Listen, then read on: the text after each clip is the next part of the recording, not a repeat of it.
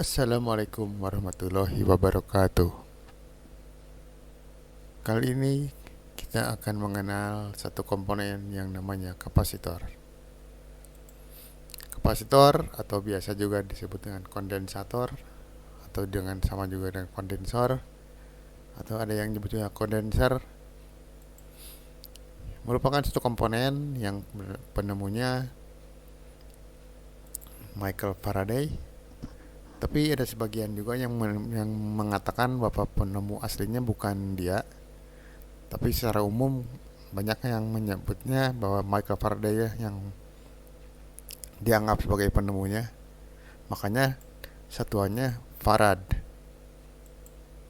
Lambang atau simbolnya seperti ini untuk yang tetap dan non polar. Sementara untuk yang berpolar atau berkutub seperti ini. Dan untuk yang variabelnya seperti ini. Fungsinya satu, untuk menyimpan arus listrik. Ya, misalkan untuk yang dipasang di keluaran setelah penyarah. Yang kedua, sebagai kopling listrik antara dua rangkaian. Misalkan untuk yang output dari satu amplifier atau output dari suatu preamp ketemu dengan rectifier. Jika masing-masing alat equipment ini beda tegangan kerjanya, maka untuk mengatasi lonjakan tegangan dipasang coupler.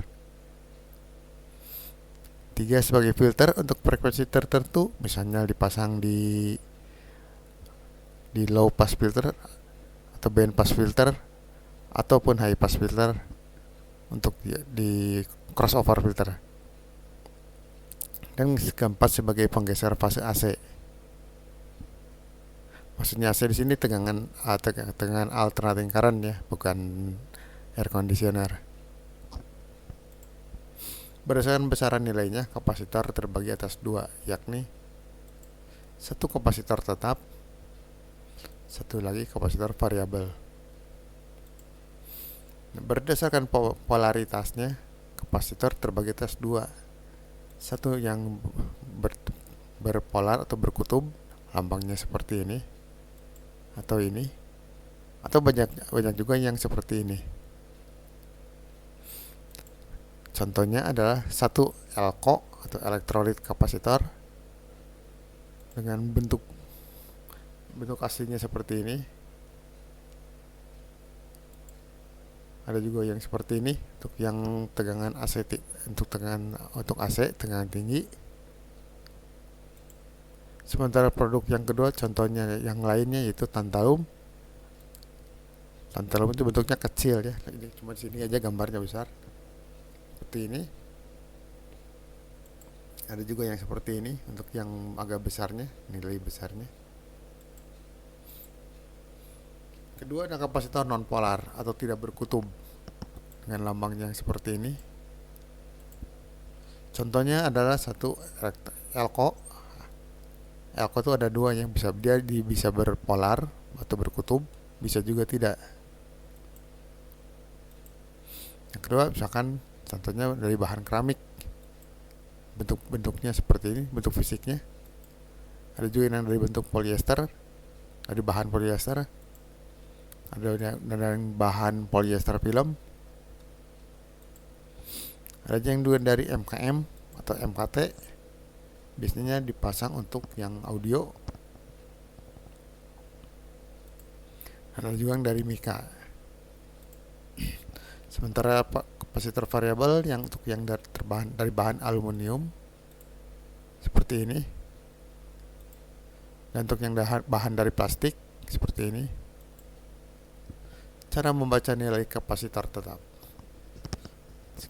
Jika kapasitor tersebut berbadan besar, maka paling mudah nilainya karena ditulis langsung di badannya.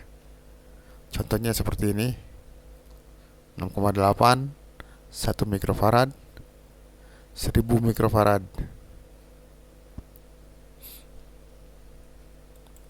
Nah, sementara selain dari nilai kapasitor tersebut, di bodi kapasitor tersebut juga disebutkan tegangan kerjanya yang dalam satuan volt. Di tegangan kerja ini batas tegangan yang boleh masuk ke kapasitor tersebut. Jika melebihi, maka kapasitor tersebut akan panas, lama-lama bocor, terutama yang untuk elko, karena elko ini isinya cairan. Dan terakhir biasanya kalau udah kering mereka akan meledak.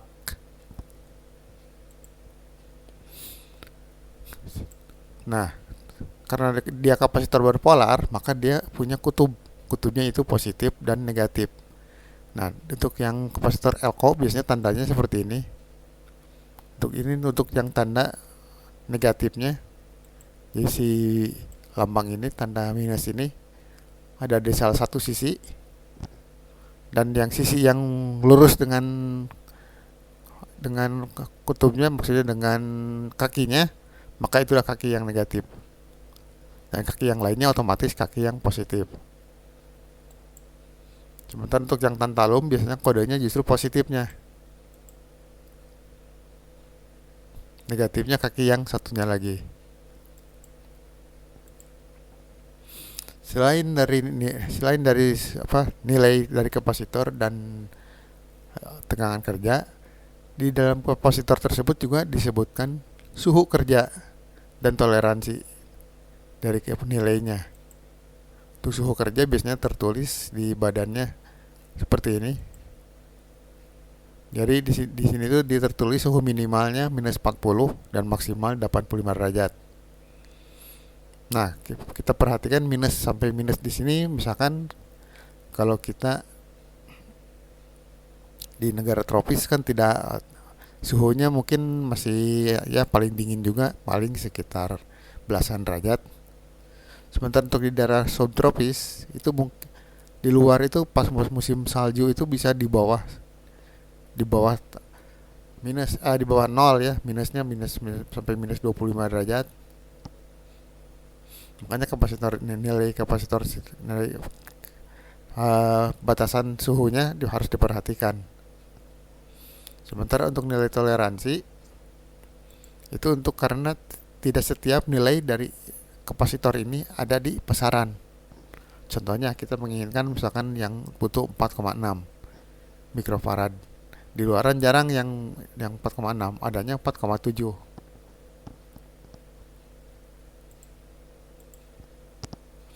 Nah, untuk kapasitor yang agak kecil, kita justru jarang tertulis secara lengkap. Paling ditulis jika hanya 2 digit. Nah, seperti ini. Maka 2 digit tersebut dibaca sebagai nilainya dalam satuan picofarad. Nah, jadi kalau misalkan seperti contoh ini 22 artinya dia 22 picofarad. Sedangkan jika ada 3 digit seperti ini, nah 2 digit pertama itu dibaca nilainya, dan digit yang ketiganya sebagai 10 pangkat 3 dikali nilai yang tadi.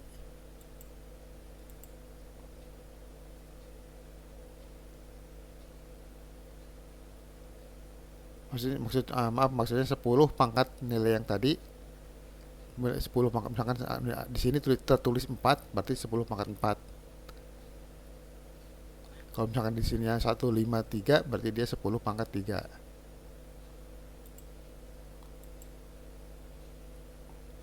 Nah, jika ternyata ada lebih dari 3 angka, nah seperti ini contohnya, maka dibacanya cari angka yang 3 angka,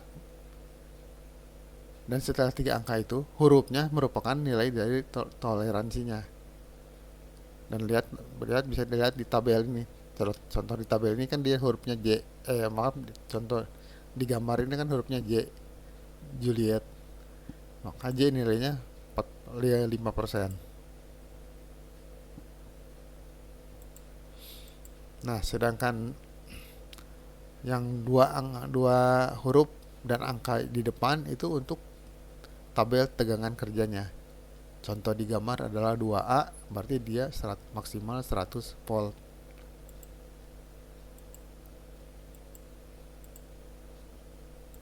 Nah, sekarang kita lihat, misalkan ini 104, maka dia 10 dikali 10 pangkat 4, berarti 10 pangkat 5 picofarad, artinya 100 nanofarad. Berikutnya ada 403. 40 dikali 10 pangkat 3, berarti 40.000 picofarad, artinya 40 nanofarad. Berikutnya lagi 102, berarti 10 kali 100, artinya 1000 picofarad, sama dengan 1 nanofarad.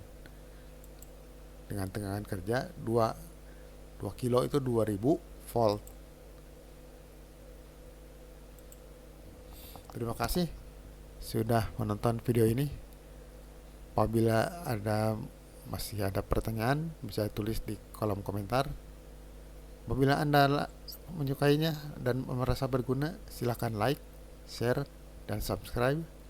Apabila Anda tidak merasa berguna, silakan dislike dan tulis apa yang kekurangannya atau apa yang salah dari video ini. Sekali lagi terima kasih dan wassalam.